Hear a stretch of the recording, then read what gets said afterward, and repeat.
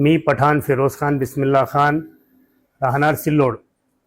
मी Google फॉर्मवर एक form video franchise संदर्भात भरला व काही दिवसानंतर मला फोन कॉल्स आणि ईमेल्स आले की तुमच्या रजिस्ट्रेशनसाठी काही पैसे पाठवा. त्यानंतर मी 2024 मध्ये जवळपास 5 ट्रान्झॅक्शनमध्ये 13,99,500 रुपये बँकेच्या SBI बँकेच्या RTGS मार्फत त्या खात्यात जमा केले.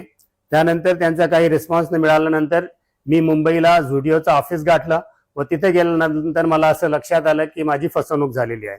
त्यानंतर मी cyber crime police station Chhatrapati Sambhajinagar येथे येऊन माझी FIR लॉन्च केली.